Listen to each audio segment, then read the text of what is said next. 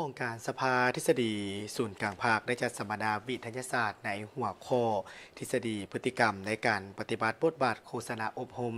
การเป็นกระบอกเสียงให้แก่ภาคซึ่งเป็นหัวข้อที่มีความหมายและความสำคัญอย่างยิ่งในสภาพการปัจจุบันการสัมมนาวิทยาศาสตร์ภายใต้หัวข้อทฤษฎีพฤติกรรมการปฏิบัติบทบาทโฆษณาอบรมเป็นกระบอกเสียงให้แก่ภาคจัดขึ้นในวันที่20มกราคมนี้ที่คณะโฆษณาอบรมศูนย์กลางภาคโดยการเป็นประธานของสหายคำพันธ์เผือยาวงศ์กรรมการกลุ่มการเมืองศูนย์กลางภาคหัวหน้าคณะโฆษณาอบรมศูนย์กลางภาคประธานสภาทฤษฎีศูนย์กลางภาค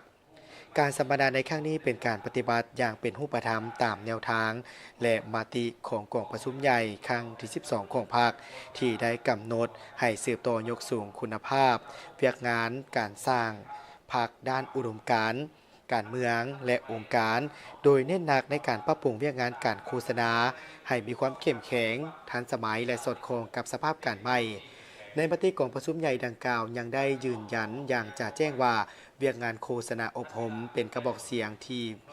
สื่อสัตย์และเข้มแข็งของพรรคเป็นเครื่องมือที่สำคัญในการเผยแพร่แนวทางนโยบายและอุดมการณ์ของพรรคไปสู่พนักงานสมาชิกพรรคและประชาชนอย่างกว้างขวางในนั้นการค้นคว้าทฤษฎีเคียงคู่กับการวิเคราะห์พฤติกรรมในการจะตั้งปฏิบัติตัวจริงของพนักงานโฆษณาอบรมแม่นภารกิจสำคัญเพื่อสร้างพื้นฐานทางด้านวิชาการในการนำมติของพรรคไปจะตั้งปฏิบัติให้มีประสิทธิผลสูงสุดพร้อมกันนี้มติของประชุมใหญ่ครั้งที่12ของพรรคได้เน้นหนักให้พนักงานโฆษณาอบรมต้องมีจุดยืนทางด้านการเมืองที่มั่นคงมีคุณธรรมมีแบบอย่างที่ดีพร้อมทั้งสามารถนำเอาทฤษฎีของพรรคไปหมุนไส้เข้าในการจะตั้งปฏิบัติตัวจริงอย่างสร้างสรรค์และมีประสิทธิผลกองประชุมสัมมนาวิทยาศาสตร์ภายใต้หัวข้อที่มีความหมายความสำคัญต่อการพัฒนาการเผยแพร่แนวทางนโยบายและภารกิจของพรรคได้รับฟังการเสนอบทในหัวข้อย่อย9หัวข้อที่ติดพันกับการจะตั้งปฏิบัติภาระบทบาทสิทธิและหน้าที่การเมืองของแต่ละภาคส่วนอ้อมข้างคณะโฆษณาอบรมศูนย์กลางภาคโดยเฉพาะแมนบทบาทโฆษณาอบรมเป็นกระบอกเสียงให้แก่ภาคซึ่งเนื้อในของบทเขียนได้ส่องแสงให้เห็นถึง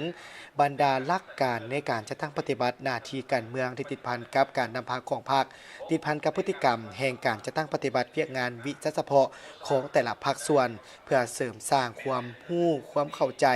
ทางด้านทฤษฎีพื้นฐานเคียงคู่กับการฝึกฝนทักษะ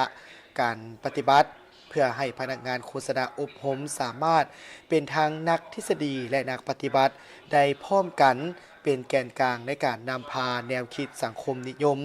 และยกสูงพฤติกรรมในการจะตั้งปฏิบัติหน้าที่โฆษณาให้ถูกต้องสอดคล้องกับแนวทางและนโยบายของพรรคเพื่อเฮ็ดหน้าที่ในการเป็นกระบอกเสียงที่เข้มแข็งและมีประสิทธิผล